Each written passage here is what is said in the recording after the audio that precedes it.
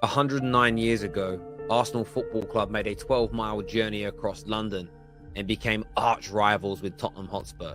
This weekend, the North London derby grips the nation as Mikel Arteta's men sit top of the league, their best start to a campaign since that famous invincible season. And there's a growing belief in the lily-white half of North London that Antonio Conte's men, led by captain Harry Kane, that a special season is brewing. We're going to get many answers this weekend. Bragging rights are up for grabs. And of course, this is an epic 6-pointer. We're about to run the 12th man. It's going to get heated. It's going to get emotional. Make sure like buttons are smashed. Make sure you're subscribing. Let's go.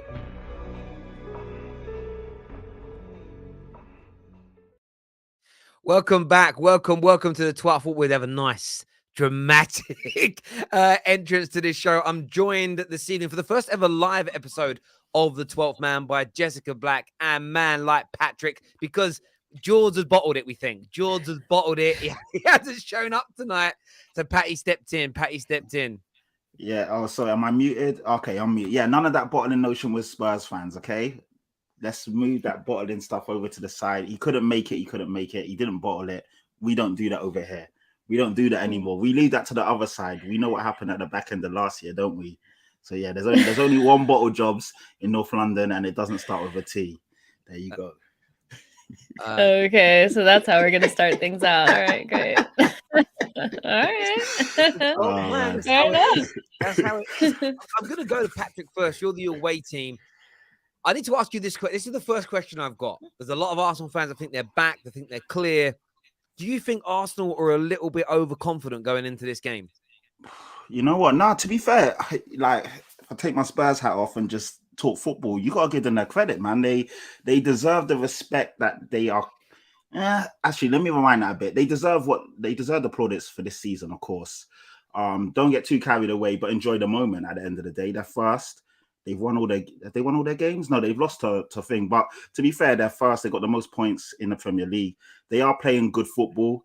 I think tomorrow's going to be a good test for both of us. But yeah, man, to be fair, going back to your question, they deserve the credit that they're getting right now. Let's just be real.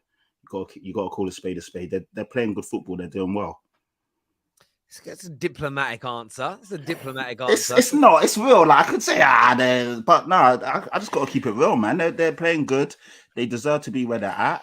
We're only 1 point behind them, though. So, you know, it's still tight, but they're good, man. They're a good team right now. You are a good team right now, Jess. How are you feeling about the game? Are you nervous about playing Tottenham, or is it 12 years? They haven't beaten you there in the Premier League. You're the best Arsenal team you've been in probably 5 or 6 years plus. Does it feel like it would just be another North London derby at the Emirates, another win for Arsenal? Is that how you're feeling? I'm really nervous. I'm always nervous before a derby. I think everybody is, no matter how confident we are, we're nervous because it's going to be an emotional day. And there's a lot riding on this game. It's not the same as it always is. I kind of think that in recent derbies, one team has been in a weird situation and the other one is a little bit, I think both teams are going into it feeling really confident and strong about what they're bringing this time around. And so there's no excuses. I'm sure there'll be some players missing, but ultimately I do think both teams are going to have strong teams out there and are going to feel like they can win the game. And so there's a lot riding on this one. And so, yeah, I'm feeling nervous because it's always like it's your rival. It's going to be emotional. But I'm also feeling really confident in a way because I think that this Arsenal team is a lot better than the one that kind of ended the season last season. Like that definitely was a capitulation. It really was. It was horrible. But we're going to be in our backyard. We're going to have a really strong lineup. I think we're a lot more resilient than we were last season. And so, yeah, I'm feeling confident. Spurs don't really do that well at the Emirates. They haven't won at the Emirates for like 11 years or something like that. And I feel like, this might be a little bit of history repeating. That's what I'm hoping. Of the 29 past derbies in the Premier League at the Emirates, 29, it's nearly 30 years. Spurs have won once.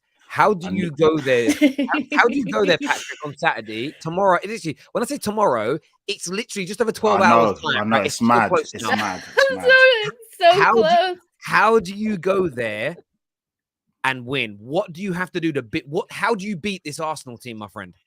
We just play, you know what, to be fair, we just do what we've been doing, which is play resilient football, stay in the game. Like, do not get, I know Arsenal will come out the blocks firing. They're a young team. They got a lot of energy. They got some high paced players. They can move the ball around quite quickly. Their one touch football is really good. They know how to move the ball. Saka, Martinelli running at players is always going to be quite scary. Odegaard is a very good passer and does find pockets of space. So we just need to play defensively, play resolute, and essentially do what we did against Chelsea. Just stay in the game. And then with the quality that we got in the final third, we can always, as every team knows, we can always get a goal or, upset the flow of the game or go against the run of play. Obviously, we've got our own qualities, but for me, we just need to stay in the game, be defensively solid.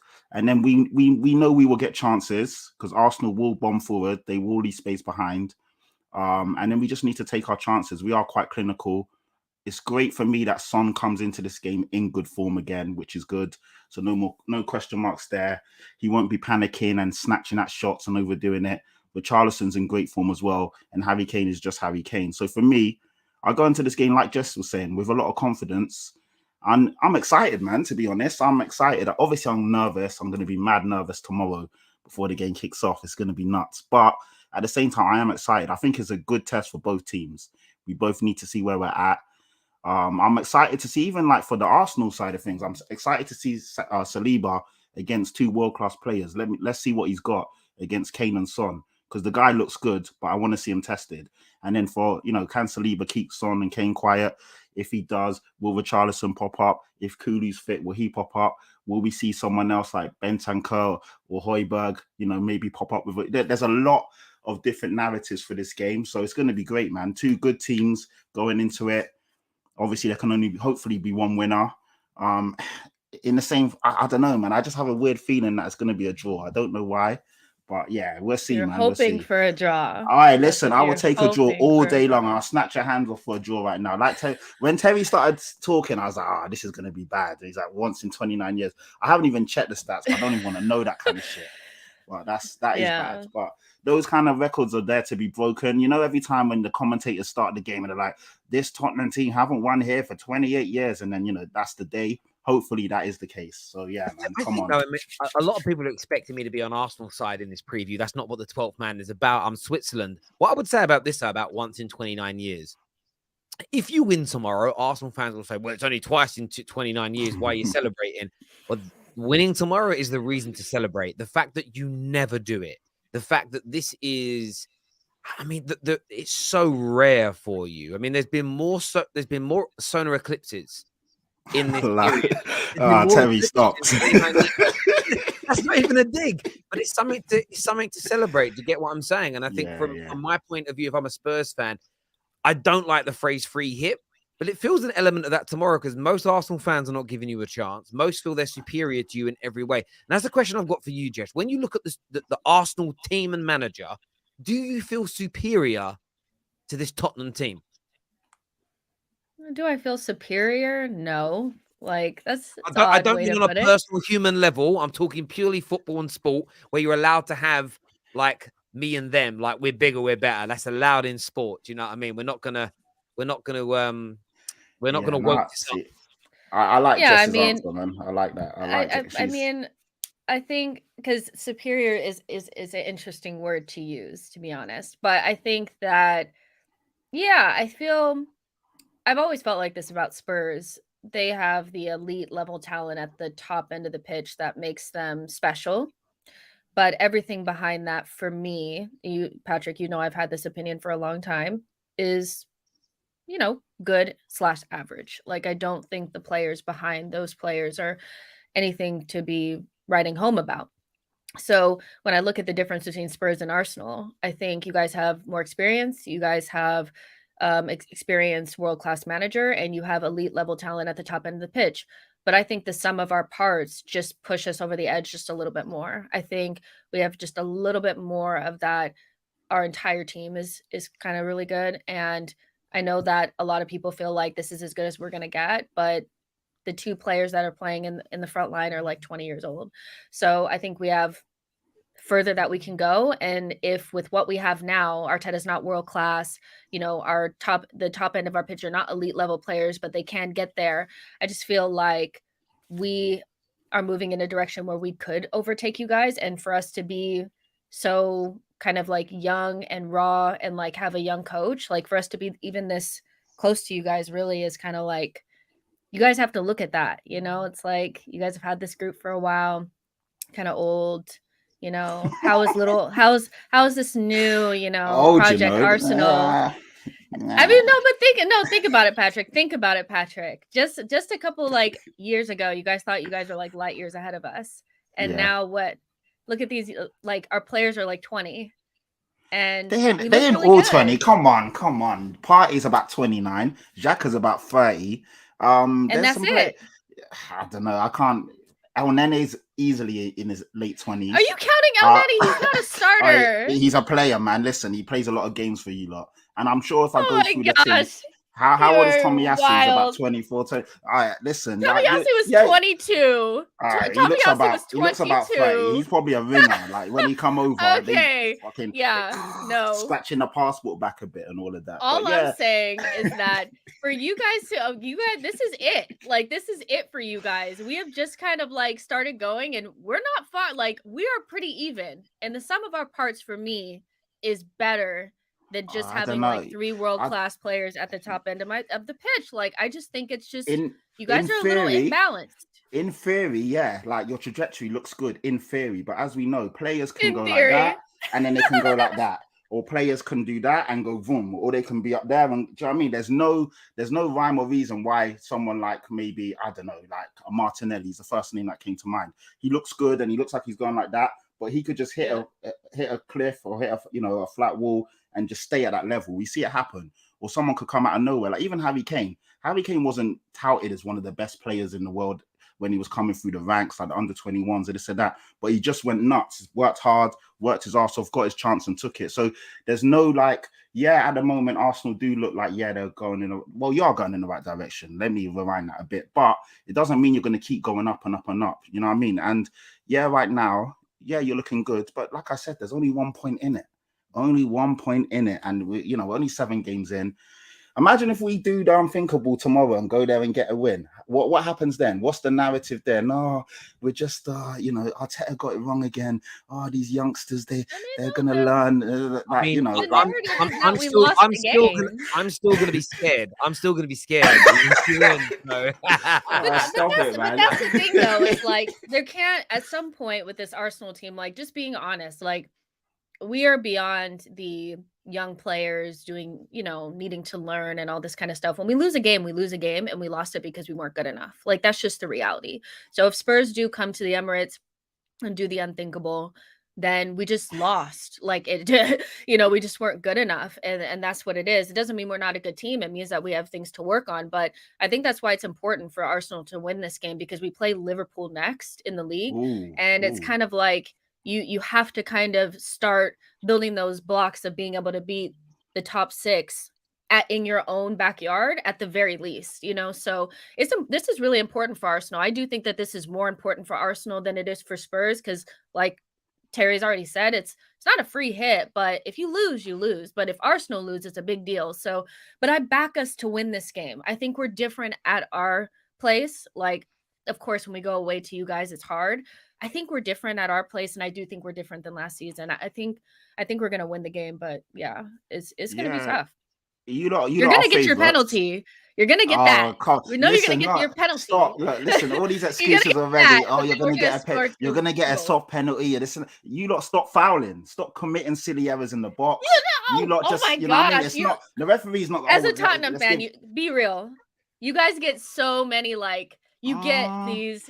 Come on, you do. You get them. Like last season, the penalty possibly was soft, but oh my god, what is it? Holden was literally doing WWE moves on Son for all of the games, so he got pulled up. And I agree, the penalty was soft, but come on, be honest. Throughout the whole of he couldn't handle Son, and he was just doing a madness. So I don't know. I mean, I don't want to hear no excuses. I hope there's no VAR decisions. I hope there's no controversial.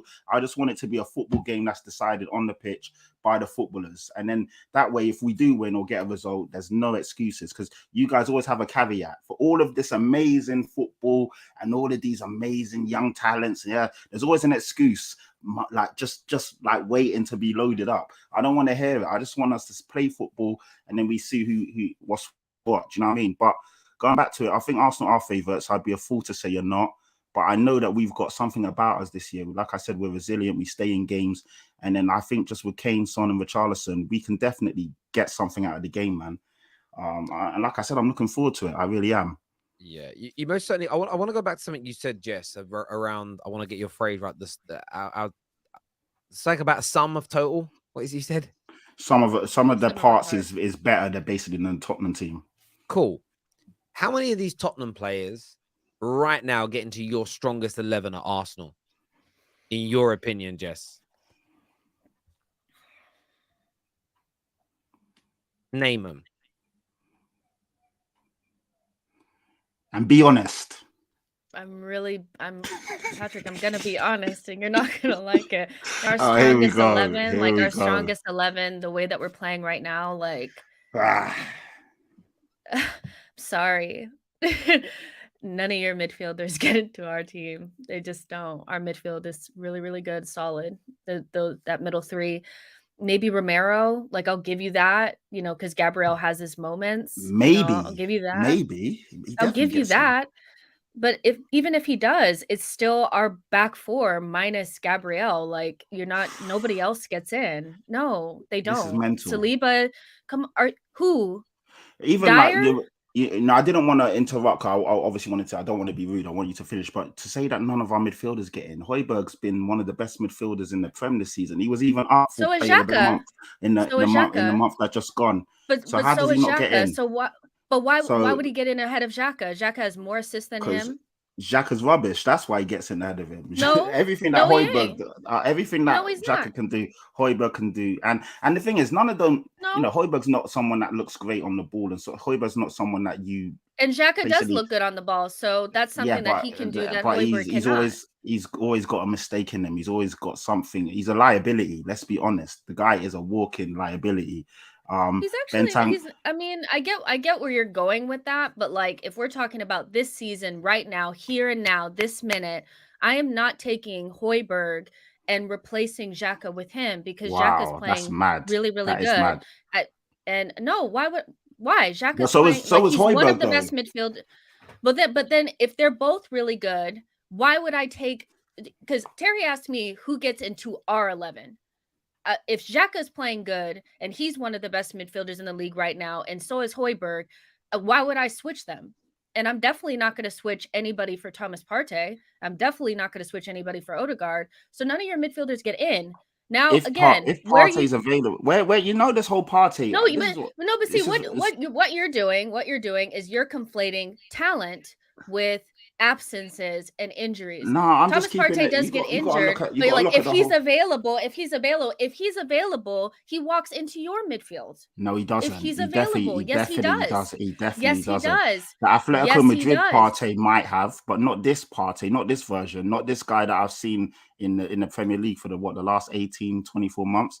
I ain't seen. I don't see the guy that you lot keep raving and banging on about. I see a guy that's because you can't see it because you're looking through your Spurs colored glasses. I watch football. What it is. I can rate all the. Then you don't know ball. Then you don't know ball. If you don't think Thomas Partey walks into your midfield, you don't know ball. He doesn't. Like I'm sorry, you're actually deluded if you don't think that Thomas Partey walks into your midfield. I'm just honest. Like I just don't see the guy that you lot keep banging on about. What's he doing? All right. He breaks up play and he distributes the ball to the left or to the right. I don't see someone who is fantastic going forward. I don't see someone that is creating a killer pass. Every time he takes a shot from outside the box, but here's where you caught yourself up. But see, this is where you caught yourself up. Yeah. You don't actually have a midfielder that scores goals, is not a great passer. What your midfield is economical. Your midfield is agricultural. It is there to sit there and do a job, distribute ball and do a job. And Thomas Partey doesn't do a job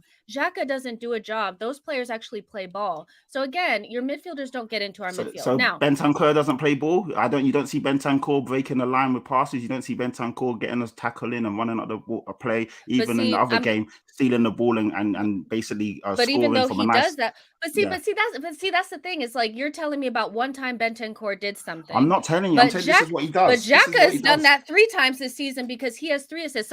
So here's the thing: is when you're saying that does somebody get in over your player? We both have good players. But I'm not switching your players I'm not switching them in. Like, I'm just not. Now, where I would is I think Richarlison has been amazing this season. I really do. Like, even though, like, he hasn't scored a goal for Spurs in the Premier League, he's definitely somebody that I do think I would put in my team somewhere. I just don't know where.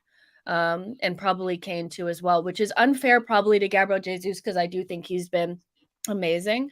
So I would say that because Richarlison has actually been good this season, I don't think Kane has been maybe as good. Maybe I'd put Richarlison up top, and that's probably it. Patrick. So no Son, no Lloris as well. Lloris has been better. Yeah, so you wouldn't put Son on the left-hand side of a Martinelli? Like, really, Jess? Okay, I'll give you that one. But that's it. But it's barely because in reality, if he had not played that dead Leicester team and did not get those 3 goals, I wouldn't be doing it. It's off of the back of that one performance. So I'll give you that. Yeah, but it's not even if Son had, and let's be fair, by his standards, he's having a stinker. But even if he is having a stinker, he's still better than anyone that's on your left hand side. If we're being honest, like, take away the seat, like Son as a whole, his body of work, what he brings to the team, what he does, he's a fantastic player. But see, there's no way he doesn't get in your team. You're telling me off of the back of 7 games, I should be putting your players in. But Partey has been but Partey, whether or not he was at Arsenal or not, has been a better player in his career than anybody in your midfield. So you can't 1 minute take Son's whole career, and then for Højbjerg, because he's been playing good for 5 games, him over Thomas Partey. Højbjerg's been good ever since he got to Tottenham. That's what I'm trying to say. And even he's been average. He's been good. He's been good. But he's been average. What he does, he doesn't get into any other top 6 teams. He's average. Højbjerg, I don't know about that. He doesn't get in over any other central defensive midfielder in the top 6. Not one. You know what? Because Højbjerg does the dirty work. That's it. I was about to say you're definitely getting a Man United team. No, I don't even know. Not getting in over Casemiro, though. I mean, yeah, he's obviously average, not. Though. He's not an average player. He's a good player. It's just obviously because of what he does and how he looks. He's somebody that does the dog's work, so he's never going to get the plaudits. But he's a good player. But yeah, I mean, for me, Hugo Lloris is better than Ramsdale. I know Ramsdale had a hot streak when he first come in. He was doing amazing Hollywood saves, and he looked the real deal. But at the back end of last season, and even this season, he's been suspect in quite a few games. Lloris is a good keeper. He's not world class, but he's definitely the level below that. For me, he starts over Ramsdale all day long. If you're looking at the defense, definitely Romero. You said maybe Romero. He walks into your team all day long. Come on, that's a given. Depending on the left back and right back is quite interesting, because if we're playing in a back 4, then your guys get in. I'll give you that. If we're playing as a back 5, then Terrace definitely gets in on the left-hand side. So it just depends if we're doing a 5 or 4. This is me just being honest and real in it. I'm trying to be like as unbiased as I can. The midfield, I don't agree with your one, but cool. And the front 3 or the front 2, Kane and Son definitely get in. And there's a big debate right now about Kulu versus Saka. I will go with Kulu because since he's been here, he has been better than Saka. The guy's been dangerous.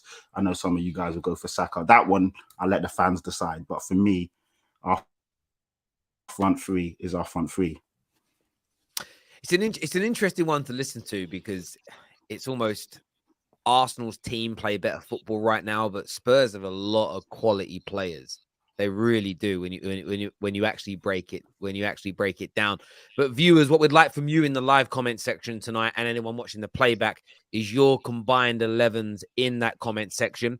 We have some super chats that have come through here. The first one says, "If it's possible, I hope both of you lose, but nevertheless, it will be a great game for sure."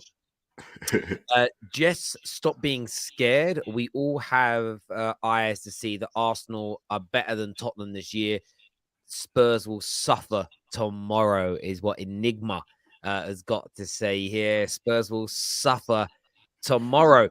I'm not even giving opinions tonight, and I'm being called out.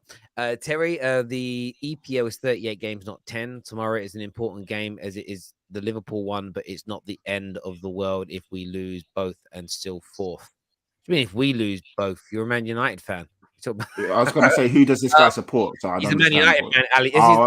This is Ali Osman, aka I Test, is what he called. Yeah, of course. Okay. I don't think tomorrow is the most important thing in the world, but where I do think it's really important is, for instance, as Jess has already mentioned, you look at Arsenal's follow-up games from this. They go. The one thing that's not been answered about Arsenal yet, whether their fans like hearing this or not, is we haven't seen them play 2 games per week because of Her Majesty the Queen passing. We saw Arsenal played in the Europa League, then had a Premier League game cancelled, and then they missed the Europa League game and they played in the Premier League. We're now going to go into 9 games next month. 9 games in 1 month is huge at the intensity of the Premier League. And you look at the next 3 Premier League games for Arsenal, and they're all quite tough as far as I'm aware. Spurs, well, no, not quite.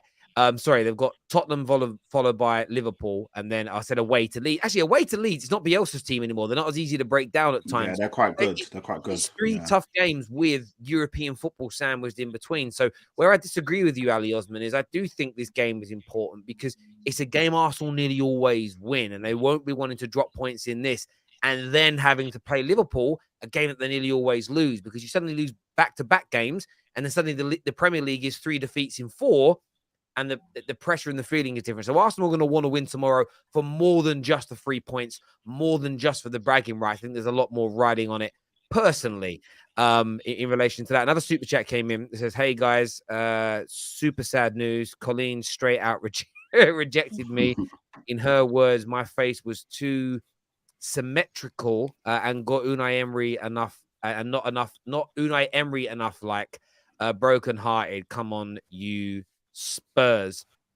I'm very sorry to hear your terrible news that Colleen has rejected you, and I'm sure that's news that makes Patrick really happy. It's only a joke. We've got a few combined 11s here. Man like Roms says 4-3-3, Lloris, White, Romero, Saliba, Zinchenko, Partey, Højbjerg, Odegaard, Saka, Jesus, Kane. I like that one. That's pretty fair. That's what I'd probably go with, depending on the formation. 4-3-3. Yeah. It's interesting for me. Like Jesus, I think Jesus has been brilliant, but I just wouldn't play him on the left over Son. You just can't do it. But some people would. 5-2-3, Lloris, Perisic, Romero, Dyer, Saliba, Saka. I'm assuming Saka is a wing back. Partey, Emil Smith Rowe. No. He means Højbjerg. Højbjerg. He means Højbjerg. Yeah. He must mean Højbjerg. Yeah, no way is ESR in there. Smith Rowe never fit. Yeah. Son, Gabriel, Kane. Hope you guys draw 3-3 as a Chelsea. You know what? That's not. If you go for a 5, that's a good mix as well. That's the thing. It depends on the formation. It really does. Absolutely. Jesus will get his 5th yellow card this weekend. Oh, is he on 4? Ooh. Yeah, he's on 4. That's good. I hope he does. He won't get it. I need to ask you about Gabriel Jesus, Patrick. Do you feel like his start at Arsenal has been like exaggerated? There are some Arsenal fans I've seen that have said that it's barring Haaland, it's been the best start to a Premier League of any striker this year. Do you feel like that's exaggerated a little bit, or has he been as good as the hype suggests? Nah, he has. Unfortunately, he has. Like, I just can't, the thing is, it's a weird one, isn't it? Because, well, it's not weird. He's been good. Like, he's the main man at Arsenal in terms of their attacking talent, and he has lived up to the billing. So he's been good, man. He had a goal chalked off that was quite tight. So he could have had another goal. Like, VAR when the lines were like literally like that. Now, I can't lie. I was hoping, I was like, please let this get chalked off. I don't need him on another goal. And it did. So he could have had another one to his name. He's been good, man. Every game I've seen him. I haven't watched all the Arsenal games because obviously if they're on the same time as us, then I watch our game or I'm at our game, as a season ticket holder. But from what I've seen of him, he's been quality. So, yeah, the same way, like, obviously a lot of Arsenal fans said that with Richarlison, we got bumped. He was, we paid too much. We paid over the odds. And Richarlison's been really good as well. So, to be fair, both the Brazilians are coming and hit the ground running. But going back to your question about Jesus, he has been good. And I'm excited to see, again, he's another one. I want to see him up against a good defense in a big game. Let's see what he's got. Do you know what I mean? This guy leading the line for Arsenal. Let's see what he's about. Let's see, you know what I mean? Let's see if he's got the cojones step up to the challenge against a good Arsenal team, innit, Jess? Good Tottenham team, sorry. Let's go. You guys are all right. Do you get this feeling with Arsenal? We kind of spoke about it in international break a bit. Do you feel like there's a lot of hate, might be the wrong word for some people in the modern day world we live in, but a lot of annoyance and frustration at Arsenal because they're doing well? The way the pundits have gone at you for over celebrating, don't give young players starts. They kind of delved into like the starts of certain players and like, oh, Jesus hasn't been that good. Even with Saliba, I've seen some people say, "What? He's been brilliant, but why didn't he play 2 seasons ago? It's a mistake still." Like almost trying to turn Saliba's brilliant performances into a negative still. Why do you feel? Do you feel as an Arsenal fan like there's a lot of disdain towards you at the minute? I think some people are just used to Arsenal being banter FC, and you like to keep things the status quo. You know, I feel like the Premier League has to have a team in the top 6 that's failing. Like they have to have it. And that's been Arsenal for a long time, and things look like they're changing, and people went really big on every single thing that Arteta did was a mistake. You know, they went really big on a lot of that stuff. The players that he got rid of, the style of play that he wanted to go with, him being appointed at all. And so when you feel like maybe your opinion was wrong and you didn't give it enough chance, you know, it wasn't so long ago where people were, you know, really going in on us at the beginning of last season. So, you know, I think some people are feeling like, oh, maybe I got it wrong. And then some of it is just, I hate Arsenal. I think we're probably one of the most hated teams, it feels like, just in general. Like, and then we're definitely the most hated fan base. Like, I know that for sure. Like, nobody likes us. So, that's your own doing, though. That is your own doing. But see, I'm okay. Like, but the reality is like, I don't really care if people like our fan base. Like, we don't need to be likable. Like, we need to be like, our team needs to be respected. That's all it really matters. And so we're working on building that respect. And once we build that respect, a lot of this nonsense about celebrating and, you know, our players not being good, because it's funny, because how can a team that is like, people act like our players are not any good, you know, it's like, oh, well, it's just the system. It's not the system. You know, it's really not. It's not just the system. It's our players are actually really talented, and it doesn't feel like it comes across that way for a lot of people. They never make combined 11s. They're never on any lists. Anytime they win an award, they didn't deserve it. And it's just nonsense. But you have to build up that respect over time. And Arsenal have damaged their respect, you know, by not being good for like 10 years. So it's going to take time. But I just think some people are just used to Arsenal being banter FC, and it doesn't feel like it's going to be like that anymore. And so they have to readjust. Patrick, I want to throw this question, kind of keep it on this point. You sort of said Arsenal fans bring it on themselves. And then first of all, I want to know what you mean by that. I just think that Arsenal fans go too early. Like, I've already seen people saying they're definitely going to win the league. They're contenders. Even Colleen saying that they're going to win the league. Do you know what I mean? And she's being serious. Like, she knows football, and she, like, you would think, you know, Colleen knows her stuff. She's usually level-headed. So they just get carried away a lot. And they also, when Arsenal have a good game, then all of a sudden they go on about why this guy's world class, why this guy's this and this and that. Why, you know, Arteta was the young mastermind last season until he got it wrong. So it's just like they bring it on themselves. So they build themselves up. And then when it crashes and goes to put, that's when everyone jumps in on them. If they were a bit more humble and a bit more chilled, people wouldn't be after them, because it would just be, it is what it is. You lot are doing well. Congrats. So I think that's why people dislike, you know, Jess is saying that sometimes, you know, the fans are hated. They bring it on themselves. Do you know what I mean? But you know why Arsenal fans go too far and they go too early? Yeah. It's because on the other end, on the other side of the spectrum, rivals don't give, there's a lot of, they don't give any respect whatsoever. Again, what I said, like, I know people don't want to act like Arteta, like saying Arteta was the cone man for a long time, acting like you didn't see that he was like that kind of stuff. It's like, okay, like fine. But he was obviously building something. And what's really funny about a lot of this is a lot of the same things that Arsenal were being made fun of for over the last 2 seasons are now things that Man United and Chelsea fans are talking about. Even some Spurs fans with their new Conte feeling and all that kind of stuff, projects and processes and getting new, people in the team, and oh, look at them celebrating defending and all this stuff. And I just feel like Arsenal fans feel like I felt like this myself, is that why don't you guys see any of it and give it any validity? Why does it have to just be all or nothing? So we're all and rivals are at nothing. And so somehow you need to meet in the middle and realize that it's not all this or all that. It's somewhere in the middle.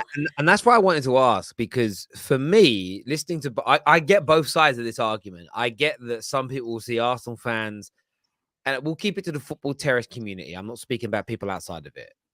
Colleen and Igal right now, how happy and excited they are, right? I get it, right? And some people that annoys them. And then I get from the football terrace community point of view, Jess's perspective, that we haven't been given respect. And maybe it's because I've been doing this social media thing longer. Maybe it's just my memory when it comes to, I was very fortunate today. I got to interview Michael Owen. That'll be coming out tomorrow evening, Sunday morning. There's an embargo because of BT Sports. And I was asking him about like Trent's like criticism, but I was like, what about criticism you went through and the guys in England team? Was it similar? And he was like, yeah, it was. It goes, he feels like it was exactly the same. He just, social media is a different way of speaking about it, but it was there. Does that make sense? Like he was talking about people used to post newspapers writing bad things through his door that he didn't order, like so he could read stuff. Like it was crazy. That's mad. Yeah. Like you go into a supermarket to get a pint of milk on a Sunday morning, and people would come up to him going, I just read this about you. Is it true? How we do on Twitter, but like in real life. Yeah. But I think it's interesting. Like Man United was so successful, and I know I'm using the United example to give from my perspective. My team was winning all these titles. We were the best team in England, and all I got told by Liverpool fans then and now is, yeah, but that's only because you paid refs. Like the discrediting of what Fergie did went on at the time and continues now. I'm going to say this to you, Jess. I don't think it matters how good Arsenal become. There'll be a 60 to 70% population of football fans that will never, ever, ever, ever give you respect. It isn't going to come because there's a bitterness and there's an anger and there's a tribalism within football, which personally, it's kind of, I'm not going to say disappeared, but because of the two people that have been fighting out for titles for the past 5 years, we've almost pretended like it's gone. One of the reasons why this year, you remember after Spurs and Tottenham's game, the way Conte and Tuchel were. Oh, Chelsea, Spurs and Spurs and Chelsea. Sorry, the football fan in me wanted those two teams to be the ones that fought out for the title because that would have made everybody realize that's what rivalry is. And I think we've kind of lost our edge on what rivalry is a little bit because all the teams that have maintained those rivalries have been shit. So everyone's laughing at them anyway. We need our teams to go back to being good. But by the way, the banter's never going to go. Arsenal won the Invincibles and people were ridiculing it back then. Yeah, but you drew games. You didn't win the Champions League. The next year, you didn't retain your title. That was happening 20 years ago. Like, it's not going to go away. That's just my, 10 penneth on the situations. I just kind of like hearing it from both your points of view. But viewers, make sure like buttons are being smashed for us. Make sure you're subscribing to Terry Klopp versus Guardiola is big.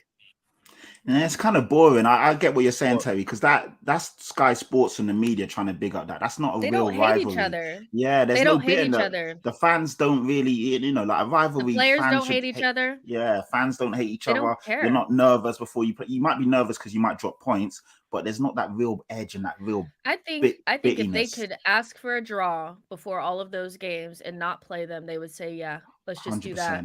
Yeah. Like, I just don't see it.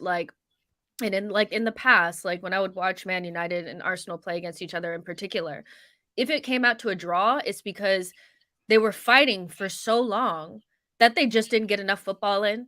It wasn't like anybody wanted to it feels like, let's just kind of play around each other, but not really play each other. And I miss that. I've told Terry so many times that I want there to be something on these games. And yeah, it hurts when you lose, but I'd prefer that. I'm hoping that I think Ten Hag is up for it too. Ten Hag looks like he's up for it. He's already talking shit. That's what you want.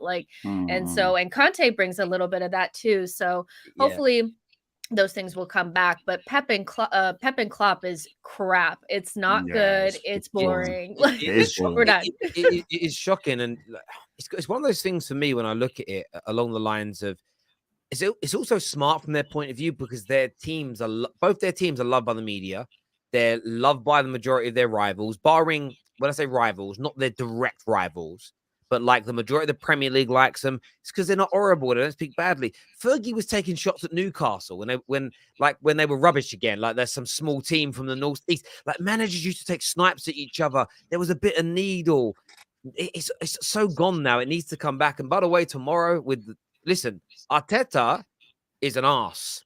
Antonio Conte is the prick. Like, and I mean that in a nice way. Like, they can both be dickhead. Yeah, they're both be up for Arteta do and that's what you need. Wrong. That's what you need. And I get if there's a bad decision tomorrow. Like you can imagine this: Arsenal get a lucky decision. Conte's going to be annoyed, but then Spurs equalise. Conte's going to be in his face, and he'll be running the touchline and jumping up and all that. I'm going to be celebrating, and that's exactly what we need. It really, really is.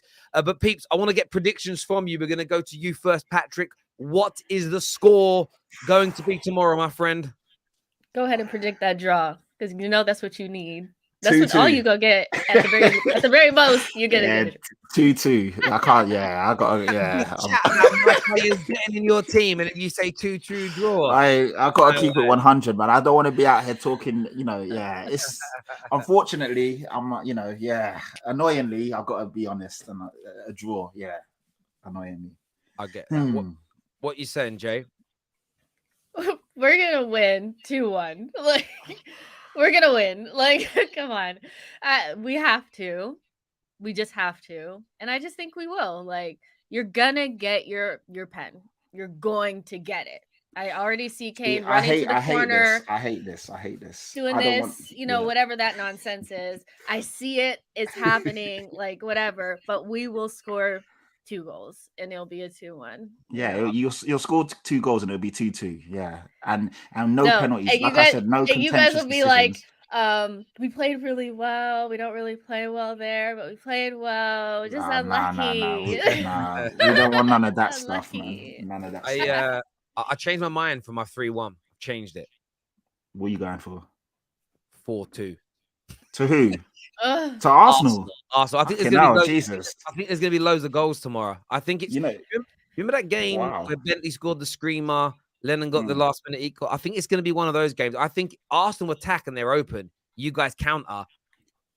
You know what, Tal? Leaking opportunities. I think when you look at the way both teams have played this year, there's goals in this game. There's goals. There is. You guys are the only team to score 3 past us since Conte's been there. So that would be really big if Arsenal can score 3 goals. Yeah, we don't really ship goals in the Prem. So yeah, that would be interesting. We lost to you lot 3-2, didn't we, away from home? That's the only game where we conceded 3 goals in. So yeah, 2-2. I think it's going to be 2-2, man. If you lot are betting people, put your money up. I usually get these predictions right as well. Terry will attest to that. You do. When we used to do the bet show, man was good. That's it. Man was good. People, I appreciate you all tuning in. Thank you very much. Before you leave, smash like buttons. Make sure you subscribe. Another 12th Man show is out tomorrow morning. The Manchester Derby version with Big Steve from the Big Six and man like Neeks. And trust me, it was an epic battle. Big Steve is serious. So make sure you're tuning in tomorrow morning. Even if you're a Gooner or a Spurs fan, tune into that, please, and support the Terrace. What time is that out?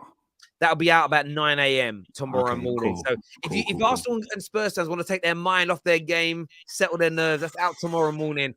So keep your eyes out for that one. And then, of course, match reactions all weekend, exclusively on the Terrace. Until next time, people, take care. Goodbye. God bless. And we'll see you.